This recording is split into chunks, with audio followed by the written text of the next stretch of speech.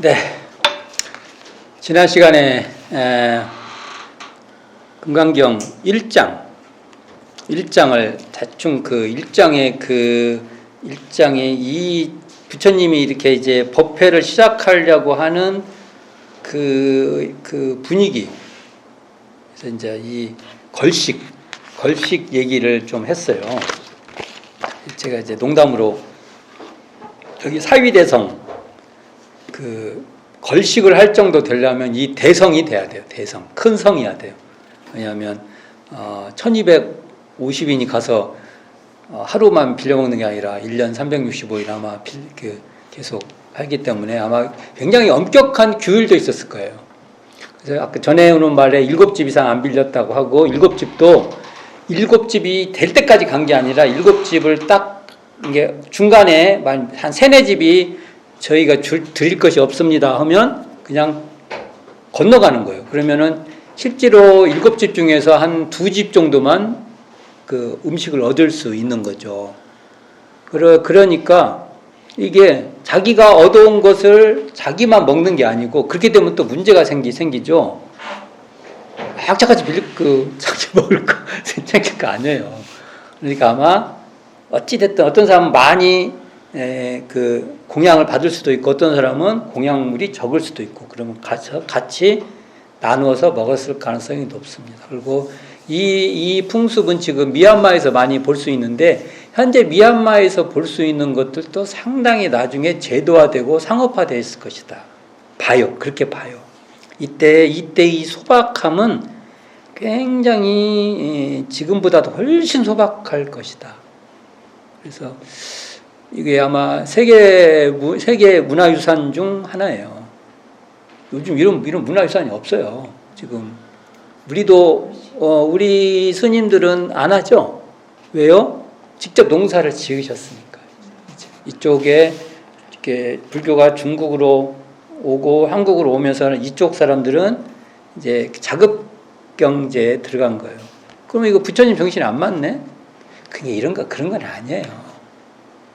이거는 걸식이라는 것 자체의 그 뜻을 봐야죠.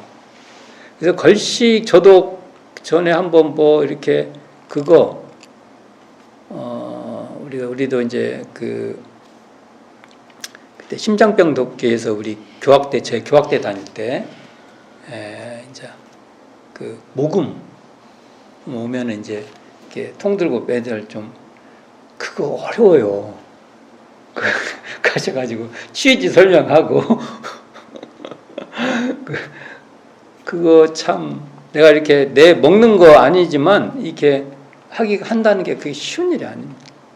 그때 가장 저도 그걸 해보면 뭐가 문제였냐면 자존심 같은 거 이렇게 있어요 우리 마음에. 그래서 거시가려면 아마 그런 건 다 내려놔야 교만 이런 거 그런 것도 아마 부처님이 훈련시키지 않았나 그런 걸 통해서 지금 생각이 듭니다. 여러모로 우리가 걸식도 생각을 해봐야 된다. 그리고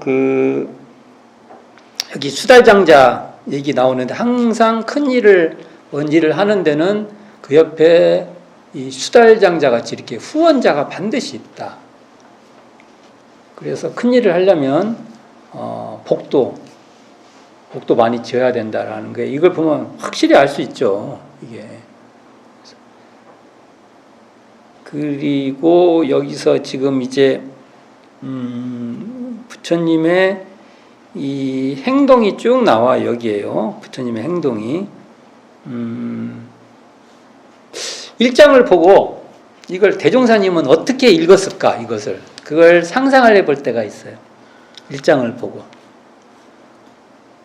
저는 이걸 보고 우리 원불교 교리에 상시응용 주의사항이 있어요. 상시응용 주의사항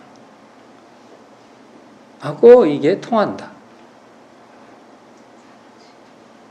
그러니까 상시응용 주의사항이 응용하기 전 조금 한가할 때 아침 저녁에 시간이 있을 때 이게 쭉 나와요. 그때 이렇게 하고 이렇게 하고 이렇게. 이것도 부처님이 생각을 해보세요. 이렇게 다 마치시고 자리를 딱 펴시고 딱 앉았다.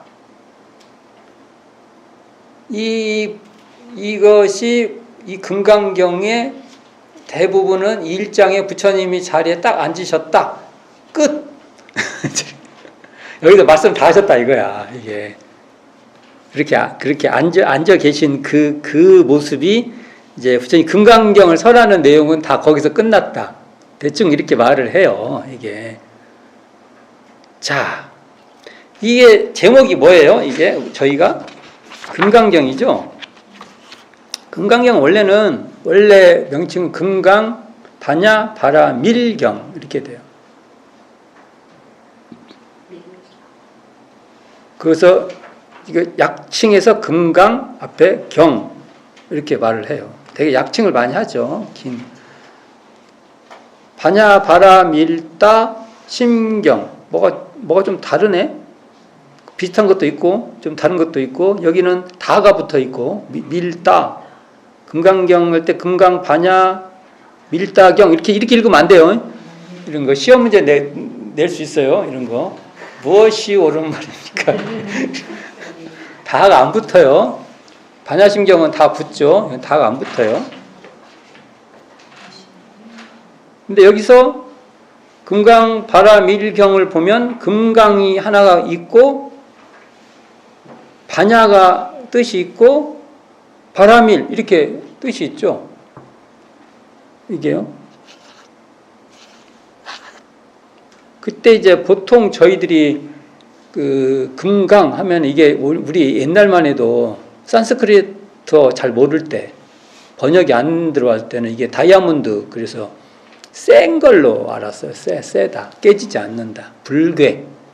무너지지 않는다. 그래서 보통 금강 하면은 불괴. 무너지지 않는다. 이런 의미로 경계가 있는데 무너지지 않는다. 이런 의미로 많이 썼어요. 근데 이제 원뜻을 보니까 이게 능단. 한자를 할 때 이걸 능단이라고 번역이 있어요. 이 말이 맞는 말이에요. 능이 끊는다. 땅 끊는다. 근데 다이아몬드도 맞아. 그러니까 다이아몬드가 황등에 돌 같은 것도 다이아몬드 줄로 이렇게 다 두부 자르듯이 자르잖아요. 돌들을. 근데 이게 이제 원어를 보지 산스크리트 원어 이게 벼락이 돼요. 벼락. 이게 금강은 원래 그러면 금강경 그러면 다른 말로 하면 벼락경, 벼락 치는 경 이렇게 해야 맞죠. 원뜻으로 만일 하게 되면 이게 벼락이라는 게 이렇게 때려서 그걸 이렇게 그렇잖아요. 우리가 벼락이 팡 종시 꽝 다 무너져 버리잖아요. 그렇게 봐요. 근데 이제 모든 그 뜻을 다 포괄해서 이해해야 될 것 같아요.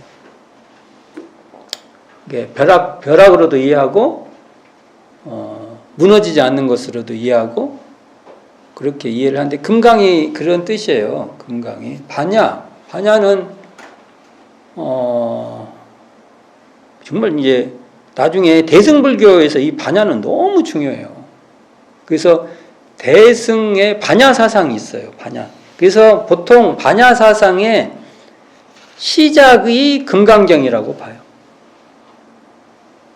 반야 사상이란 게 이제 태동에서 막 할 때 그 중에 큰 역할을 한 게 금강경이에요. 그리고 반야 사상의 완성이 반야심경이에요. 완성. 그래서 반야심경에는 막 개념 뭐라고 할까 이렇게 심플하게 쫙 끝나잖아요. 완성본이라 그래요. 근데 금강경은 설명 여러 가지 이렇게 돼 있죠. 그래서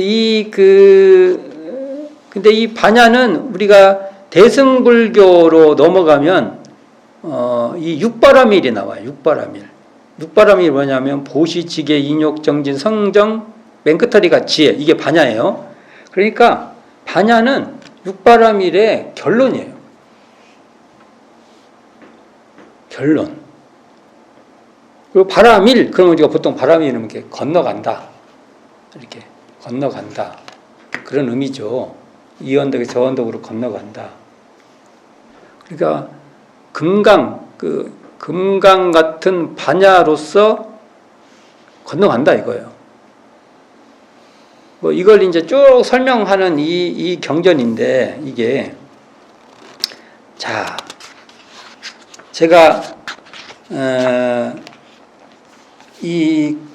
그 불조요경 금강경은 대종사의 대각의 안목으로 읽어보겠다고 말씀을 드렸어요. 그러면 대종사님의 대각의 안목은 일원상 진리장, 일원상장을 근거로 읽어보겠다고 말씀을 드렸어요.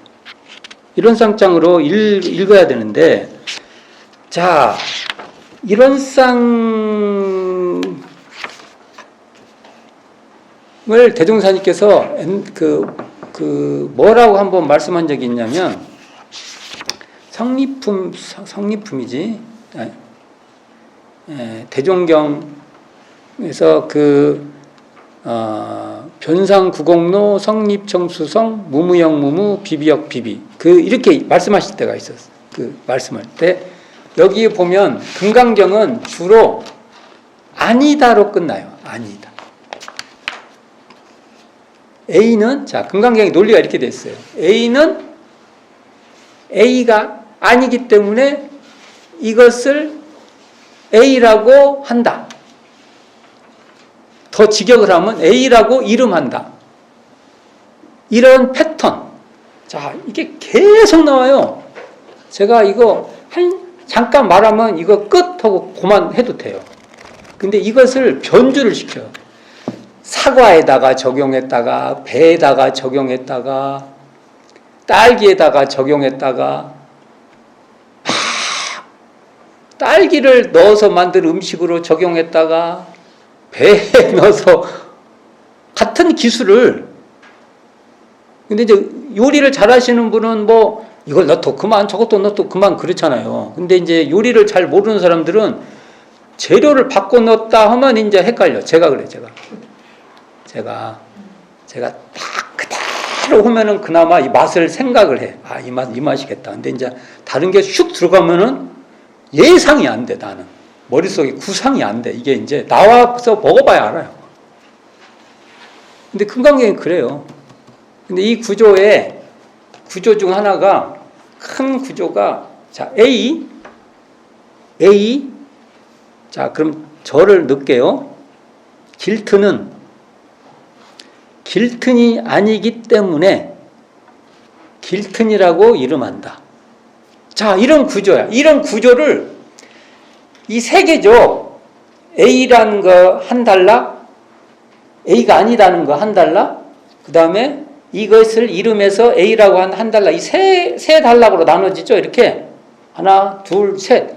어떤 건 세 개가 다 나오기도 하고, 어떨 때는 뒤를 쑥 빼버리기도 하고, 이걸 이제 그렇게 해서 막 이게 전개돼요. 그 구조가.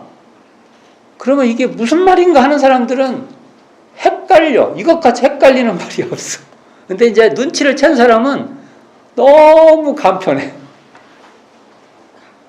간단해. 그냥 그 말이 그 말이야, 다. 아니, 거기다가 사과로 요리를 하나, 사과로 주스를 만드나, 딸기로 주스를 만드나, 아니면 음료수로 만드나. 그게 그거예요, 다. 근데 이제 모르는 사람은, 저 같은 사람은 이제 옛날에 딸기로는 만들어 봤어. 근데 이제 배로 하니까 이걸 또 끓이네? 이걸 즙을 한다고 또 한 번 이걸 배를 막 푹푹 고아. 이거 고기나 구울 때나 하는 건데 어찌 배를 막 고울까? 이 예상이 안 돼, 진짜. 나 같은 사람이. 요리에 뭐가 없는 사람은 그냥. 근데 그걸 가지고 또 이제 즙을 짜가지고 거기에 시원하게 또 냉장고에 넣어서 먹으니까 또 맛은 또 괜찮네 또. 근데 나는 모르는 거지. 그런 식이에요. 이게 갖고 이걸 그 금강경 그래서 변주예요, 변주. 아까 이 공식에 변주들이 막 전개돼요. 굉장히 다양하게. 대단하죠. 변주들을 막 이렇게. 음악에서도 변주곡들이 많아요. 음악에서도. 근데 이제 그런 의미로 이해를 하는데 여기서 대종사님께서 하신 것 중에 비비역 비비 아니고 아닌 것도 아니고 또한 아니고 아니다. 이렇게 번역할 수도 있고, 또는 아니고 아니라 할 것도 또한 아니고 아니다. 말이 돼요, 이게? 이게 아마 금강경을 요약해 놓으신, 핵심적으로 탁 해 놓으신 말이 아닐까. 그거 이제 그 반야심경 독송 하시잖아요. 그러면 가장 많이 나온, 껐다가면 나오는 거 뭐예요? 무무영, 무무, 비비역, 비비, 무안입이 설신이, 무색성양, 미촉법, 무지영, 무득. 무자로 시작해서 무로 끝나요. 이게 대전사님께서 그것을 무무영, 무무. 이렇게 말씀을 해요. 없고, 없다 하는 것도 또한 없고 없으며. 직역을 하면 없고 또한 없는 것도 없고, 이렇게 번역할 수도 있고. 근데 이런 쌍의 진리장으로 보면 이 공식이 이렇게 되죠. 대전사님께 이렇게 말씀했어요. 언어명상 있죠? 언어명상. 언어는 알죠? 이렇게 말하는 거 다 언어죠. 언어. 글도 언어인가? 명, 이름, 이렇게 부르잖아요. 아무개야. 그것도 이렇게 개념들. 상, 이미지들 있잖아요. 다들 이미지들이 있는데, 이런 언어 명상이 동공한 자리가 이런 쌍 자리인데, 이게 공정영지의 광명을 따라 언어 명상이 또 완연하다고 해요. 앞뒤가, 그러니까 이 공정영지의 광명을 가운데다 두고 한쪽에는 언어 명상이 동공한 자리고, 동공이랑은 텅 비었다는 거예요. 언어 명상의 흔적이 없다, 이렇게 말해도 돼요. 언어 명상의 자취가 없다. 근데 이쪽은 언어 명상이 분명해요. 말이 안 되네. 읽어보셨잖아요. 이런 상 진리장에서. 그러면 그걸 돌파를 해야 될 거 아닙니까? 그걸 돌파하지 않고는 금강경에 읽으면 계속 수수께끼 같은 질문만 계속 나와서 나중에는 내가 이걸 먹으려고 이걸 읽고 있지. 내가 이거 먹으려고 일을 할까? 이렇게 거기에 이제 자괴감이 빠져요. 도전을 해보시라. 공식은 알려줬어요. 대전사님께서 아까 비비도 있고, 언어 명상이 동공한 자리로서 공정영지의 광명을 따라 언어 명상이 완연한 것, 이게 핵심이에요. 풀어내야 돼. 그러면 지난 시간에 말했던 금강경 봅시다. 여기 보면 부처님께서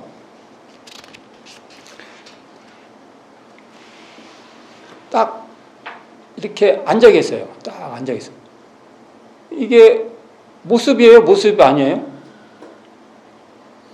언어 명상 중에 상으로 봅시다. 모습 맞죠?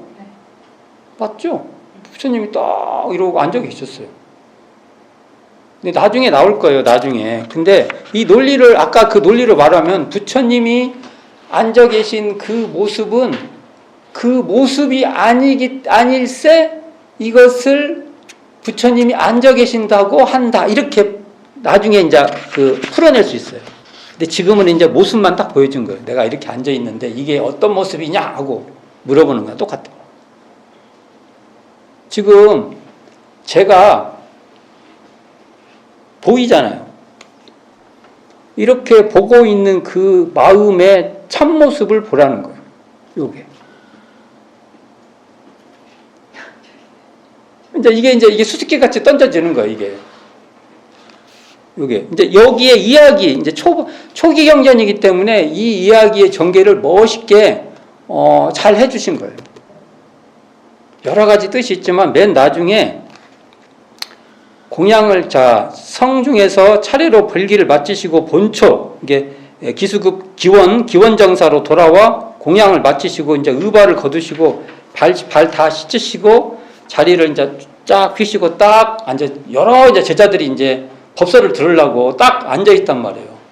그 앉아 있는 그 모습을 지금 우리를 그 제자들이 지금 보고 있고 다 그러지 않습니까? 지금 현재 그 마음에 드러나 있지 않습니까?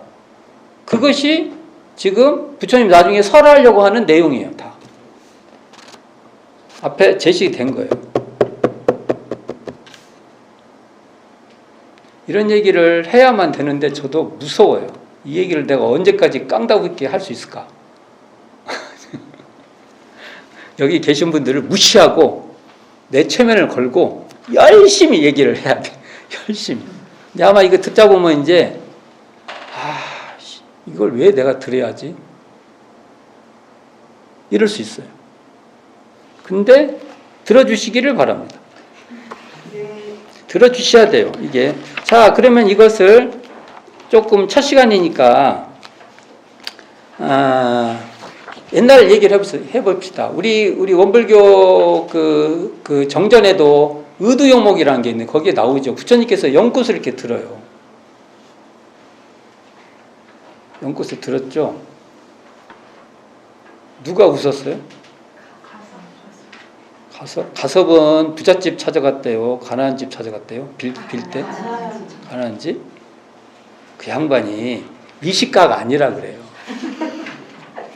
최소한 좀 이게 음식 맛을 좀 알으셔야죠. 그러니까 참 가섭 그분은 참 정말 뭐라 할까 소탈하시면서도 그 어려운 것을 다 이렇게 수용하고 극복하시는 그러한 수행자였다고 봅니다. 자, 그러면 똑같아요. 여기에 부처님이 자리를 펴고 딱 앉으시는 거나 부처님이 연꽃을 딱 보이신 거나 같아요? 틀려요? 이게 연꽃을 드시면 멋지고 딱 이렇게 앉아 계시면은 왜 저렇게 앉아 계시지? 이러면 안 돼요. 이제 여기서부터 이제 이게 눈이 안 맞는 거예요. 지금 같은 말이에요.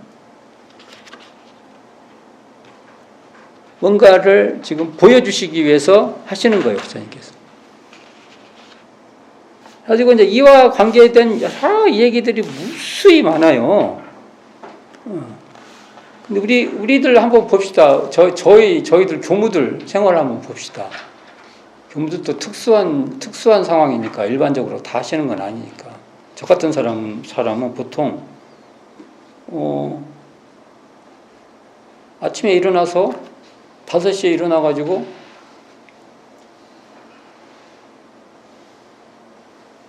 조석 신고 옥탑 이렇게 해서 그거 치고 그 다음에 헌배 올리고 좌선하고 아침밥 대충 해서 해먹고 어떨 때는 건너뛰고 그렇죠? 그리고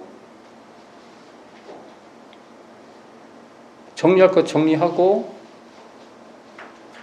전화할 때 전화하고 하여간 그 일상을 그렇게 그냥 해가요. 그러면 여기서 부처님이 자리를 펴고 앉으신 거라고 내가 교도님께 전화 드리고 어떨 때는 나도 밥 먹을 때 밥 먹고 아침에 좌선하고 또 경전 공부할 때 경전 공부하고 또 독경할 때 독경하고 그거다 같아져야지. 이게 이제 금강경에서 해야 될 우리들의 공부 중에 중요한 공부법 중 하나예요. 근데 자, 일원상 진리장을 제가 한번 볼게요. 일원상 진리장의 구조가 어떻게 되어 있냐면 일원은 그러고 우주만유의 본원이요 재불재성 심이요 일체중생의 본성이며 일원이 이른다고 그 뒤부터 설명이 나와요. 그게 대소유무의 분별이 없는 자리이며 생멸결의 거래에 변함이 없는 자리이며 선악업보가 끊어진 자리이며 언어명상이 동공한 자리로서 이렇게 나와 있어요. 이 부처님이 여기 앉아있는 모습이 바로 이 모습이에요. 부처님이 이렇게 앉아있는데 여기에 선악업보가 끊어져 있어요. 이걸 이제 우리가 앞으로 계속 읽는 것에서 이것이 소환돼야 돼요. 소환. 계속 제가 말했죠. 대종사님의 일원대도의 시각, 일원상의 안목으로 이걸 읽을 거라고. 여러 가지 다르게 읽을 수 있는 게 많아요. 그런데 그 안목으로 읽을 거라고, 계속 반복할 거라고 말씀을 드린 거예요. 그런데 공정영지의 광명을 따라서 대소유무의 분별이 나타나서 선악업보의 차별이 여기서 선악업보의 차별이 생겨났다고 하니까 차별이 생겨나야죠. 어떻게 생기냐? 우리가 생각하는 차별이 아니에요, 이건. 여기서 차별이라는 것은 무엇이 절에서 저렇게 하는구나, 절에서 저렇게 화를 내는구나, 저렇게 해서 저렇게 그냥 망나니 짓을 하는구나, 이렇게 드러나는 거예요. 선악법의 차별이 생겨나고 언어명상이 완연해져요. 언어명상에 매이는 게 아니라 언어명상이 완연해진다는 거예요. 자, 이러한 가르침을, 이론상 진리의 이 가르침을 이 금강경 읽으면서 그때그때 논의해 볼 거예요. 많이 물어볼 거고, 많이 물어볼 거예요. 그러니까, 1장에서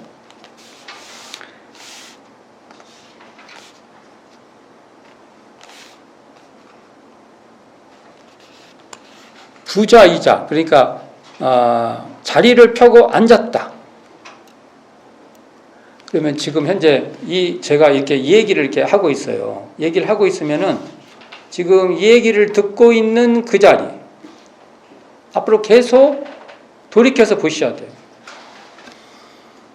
저한테 제가 하는 말에서 뭔가 큰 답이 있을 거라고 생각하면 큰 착각이시라는 거예요. 계속 본인 자신한테 계속 질문하셔야 돼요. 부처님께서 처음 이렇게 자리를 펴고 앉으셨을 때 이 경지가 어떤 경지인가? 나는 지금 이렇게 앉아있는 것이 나도 여기 부처님이 앉아있는 것 같이 앉아있는가? 라는 것으로 계속 스스로 돌이켜서 질문해 주시기를 바란다. 이 얘기가 어찌 보면 이 공부에 거의 다, 모든 걸 다 설명한 말이에요. 여기서는 제가 달콤한 소리를 하려는 게 아니에요. 이 질문을 안 하면은 나중에 허망한 것이 돼요. 여기서 막 많이 들어도 어차피 집에 가면 다 잊어먹어요. 제가 무슨 절에 해도 뭐 똑같아요. 그래서 이 질문 하나, 이렇게 부처님께서 자리를 펴고 앉으신 것과 내가 지금 이렇게 이 자리에서 이렇게 강의를 듣고 있는 이 마음의 경지가 과연 내가 이것이 나에게도 관통되는가? 라는 건 이제 차근차근 여러 사례로 설명을 하겠지만 이 질문을 계속 물어보시길 바란다는 겁니다. 그렇지? 제가 좀 말을 조금 그럴싸하게 하면은, 오늘 좀 많은 걸 들었다고 하고, 내가 말을 또 이제 조용히 하면은, 또 왜 그럴까 하고, 그러지 마시라. 부탁드리는 겁니다. 이건 거의 공부의 시작이야 끝이에요, 이게. 그러면 아까 금강 바라 밀다 신경이 있는데 여기 보면 이 경전은 보살이 등장합니다. 보살.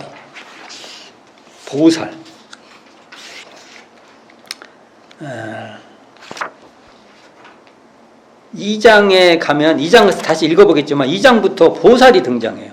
원래는 여기에 비구 1250인의 보살이 등장해야 맞아요. 근데 보살이 빠졌다고 했죠. 금강경은 누구한테 사실은 설했냐 하면 어찌 보면 여기는 보살한테 설한 거예요. 보살. 스님, 비구들한테도 설했지만 비구들을 이게 구마라집이 처음에 비구만 넣고 보살, 마살 빼버렸는데 2장부터 보살이 등장하기 시작해요. 2장부터. 그리고 계속 보살 얘기가 계속 나와요. 대승불교 운동은 보살 운동이에요. 보살. 그럼 보살이 뭐냐 이거예요. 보살. 보리사트파에서 번역하기를 각 한자로는 각유정. 이게 이렇게 감각 있잖아요. 감각이 있는 그게 중성인데 각유정하면 그대로 직역을 하면 깨달은 중생 이렇게 번역이 되죠. 근데 이 깨달은 중생이라고 하기는 조금 찝찝한 게가 있어요. 이게 깨달은 중생한테 부처님이 이렇게까지 계속 깨달도록 설법을 할 이유가 없죠. 깨닫는데 몰라고 또 설법을 또 해요. 그래서 이것을 굳이 한국어로 우리말로 번역을 하면 깨달음을 깨닫고자 하는 중생 또는 깨달음을 추구하는 중생. 그러면 지금 우리가 일반적인 말로 쓰면은 구도자 이게 맞을 거예요. 이게. 그러니까 보살은요 이렇게 출가해서 한 사람이 보살이 아니에요. 그냥 우리 일상적으로 사는 사람인데 이렇게 깨닫고자 하는 사람을 보살이라고 한 거예요. 왜 그러면 보살운동이 나왔겠어요? 이 경전을 편찬하려는 의지를 갖고 와서 이렇게 부처님이 직접 하신 말씀도 아닌데 부처님이 했다고 이 가짜로 거짓이라고 하면 안 되고 이 초기 부처님의 그 워딩의 형식을 빌려서 어떤 의지를 이 안에다 담았단 말이에요. 이 안에다가. 왜 했겠어요? 그 이전에 너무 출가 중심에 출가승 아니면 아무것도 안 되는 것 같이 법이 펼쳐지니까 이것은 부처님의 뜻이 아니다라고 하는 운동이 전개된 거예요. 쉽게 말하면 원불교를 말하면은 전무 출신들만 대종사님의 제자예요.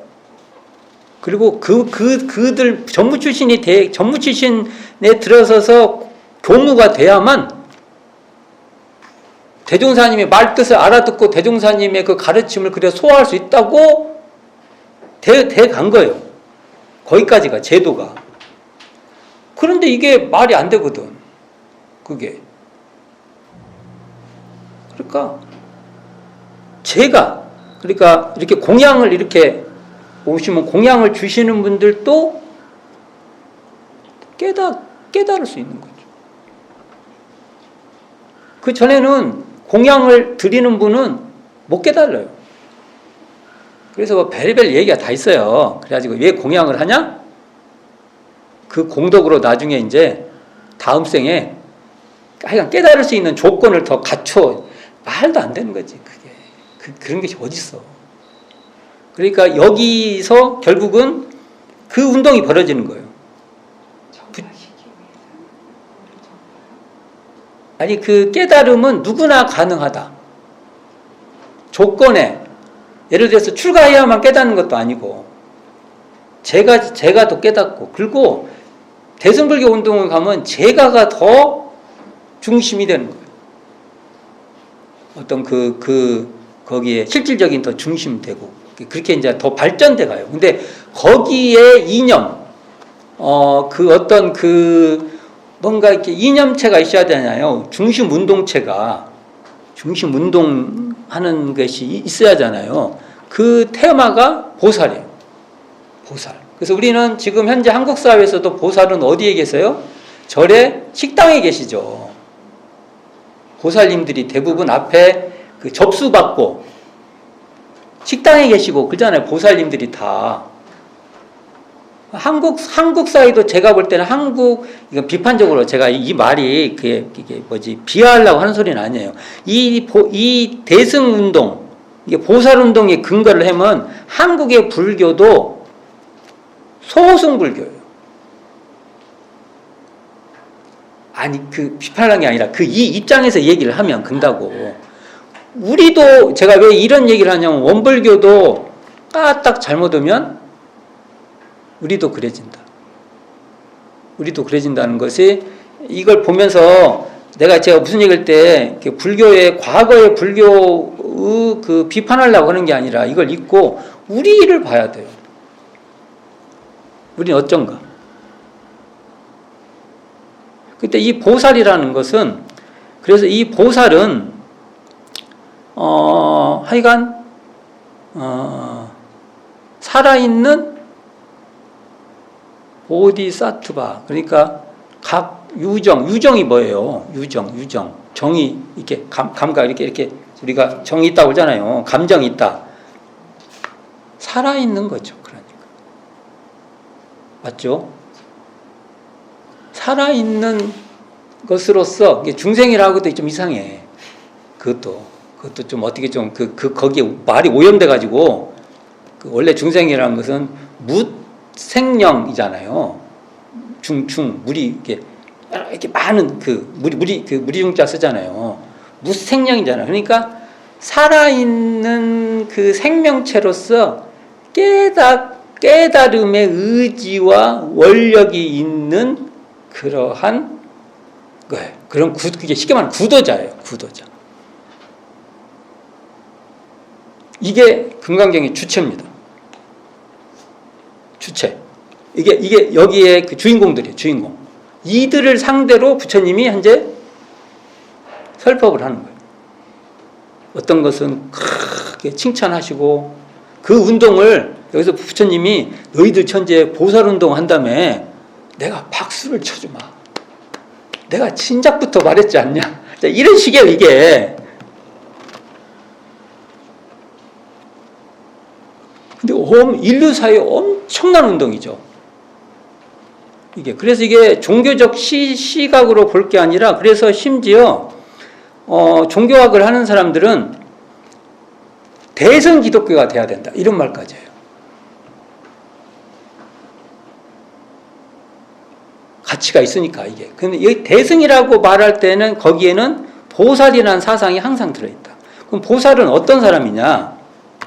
이게 여기에 제가 대비구에 보살, 마하살이 빠졌다고 얘기했는데, 보살이라는 것은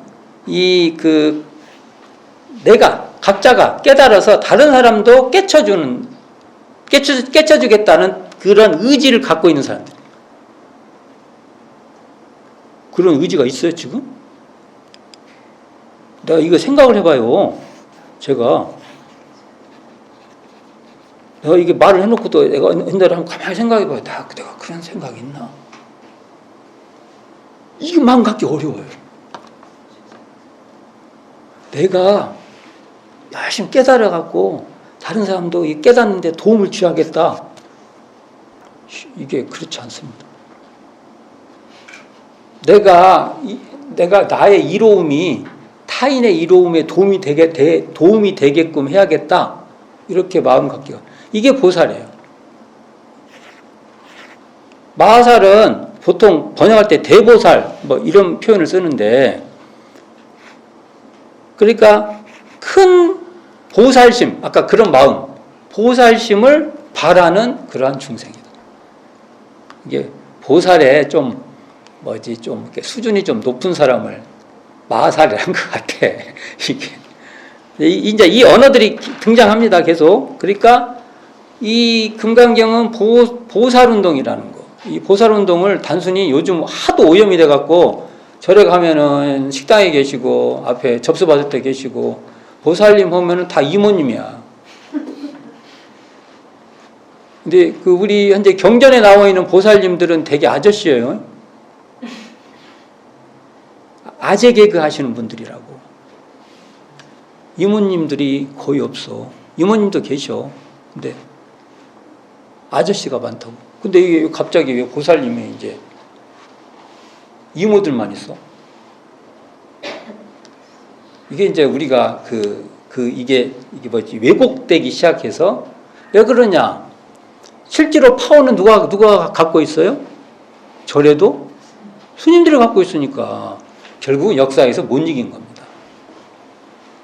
그게 이제 어느 형태로 그 뜻은 너무 좋으니까 살아남아 있지만 문화 형태에서는 아주 왜곡되어 있는데, 과연 그러면 이 정신을 우리가 살리려고 하면, 대종사님이 그래서 우리 서태산 대종사도 제가 출가에 간격이 없어야 되고, 그 다음에 차별이 없고 공부 실력으로 그 대우할 것이고 뭐 이런 말씀이 그 대종경 서품에 등장해요. 그것도 이걸 읽으면서 항상 염두에 두고 읽으셔야 된다. 보살운동. 뭐 진짜 보살. 대종사님은 보살이라는 말을 경전에 안 써요. 대종사님이 쓰신 보살의 정신은 저는 이렇게 봅니다. 공부인. 아까 구도자라고 했잖아요. 구도자. 공부인이 그 옛날 그 보살 그 정신이에요. 또 다른 말로 하면 보은자. 이게 대종사님께서 이런 정신을 이렇게 통합 활용해서 당신의 법에서 말씀하시는 거니까 이걸 한번 고민을 우리가 해 주시길 바랍니다. 그러기 위해서는 그러면 우리가 진정으로 공부인이 되고 보은자가 되기 위해서는 뭐가 되냐? 지금 1장부터 이 금강이 시작하는데 금강이 끝날 때까지 나와 있는 A는 A가 아닐세 이것을 이름하기를 시명 A라 한다라고는 이 주제를 이것을 우리 원불교 전통적으로 할 때 성리라고 합시다. 이 성리에 기반하지 않으면 보살이 되지 않는다. 보살이 안 된다는 거예요. 그래서 한번 도전해 보자는 거예요. 이 금강경을 보면 진짜 보살이. 그래서 인류 역사에서 보살은요 항상 어디 나타나냐? 꿈에 나타나. 비몽사몽에 나타났다가 갑자기 어디 갔는데 거지를 만났는데 주고 물어보니까 누가 안 보셨냐고 했더니 그 사람이 보살이었어. 가셔버렸어 어디로. 이런 식이었어요. 그 말은 한편으로는 그만큼 현실 구현이 어려웠다는 것일 수도 있어요. 그게. 그리고 우리가 공부심이 그만큼 되기가 보살로서 서로 만나고 보살들이 서로 사는 게 되려면 이 아까 제가 성이라고 말했잖아요. A는 A가 아닐세 이걸 이름해서 A라 한다라고는 이 테마의 성리가 구현되는 사람들이 서로 많이 있어야 되는데 이게 별로 안 됐다는 거예요. 그래서 실제로 선불교에서 대승불교에서 이런 보살운동 했는데 보살이 맨날 이렇게 허망해. 실질적인 보살이 누구냐라고 나오는 것이 바로 조사예요. 조사는 계시잖아요. 그러니까 내 옆에 계시는 어른. 그런 면이 좀 있어요. 그래서 이제 그럴 것 치고 다음 시간에 이제 2장부터는 제가 좀 이제 오늘 이렇게 자세히 안 나가고 그냥 원문을 먹고 계속 묻고 질문하고 뭐 이 정도에서 쭉쭉쭉 넘어갈 것인데 2장부터 보살 내용이 나오고 이 보살에서 대승 그러니까 출가승들만 공부를 하는 게 아니라 이렇게 산업공상, 일상 직업을 갖고 생활해도 여기 금강경에 나와 있는 내용을 다 터득할 수 있는 그러한 구도자, 그것을 그 당대에는 보살이라고 했어요. 우리는 과연 보살의 길을 갈 수 있을까? 보살과 함께 동행을 할 수 있을까라는 것은 다음 시간부터 시도를 해보자고요. 그래서 그리고 제 말에 너무 의존하지 말고 제 말에 의존하는 건 아무 의미가 없어요. 계속 질문해 주시라. 질문하지 않으면 저도 이 자리 정말 용기가 필요한데 이 얘기를 계속 해야 되는데 만일 뭐 또 저 소리를 또 왜 하실까? 그럼 왜 내가 이 자리에 있어야 돼요? 있어야 될 이유가 없어요. 근데 저는 마치 꼭 무대의 어떤 그 피에로 같이 그냥 저는 피에로 역할을 해보는 거예요. 그때 피에로의 슬픔을 샥 들어와야 돼요. 스스로. 그렇지 피에로 구경하면 안 돼요. 무슨 말인지 아시겠죠? 진짜 제가 부탁합니다. 제발 부탁하는 거예요, 제가. 제가 이제 소설은 이렇게 길게 했는데 그래도 이 소설이 필요하니까 그래서 다음 시간부터 그 뜻에 의해서 쭉쭉쭉 내용 파악을 해 나가 보도록 하겠습니다. 자, 수고하셨습니다.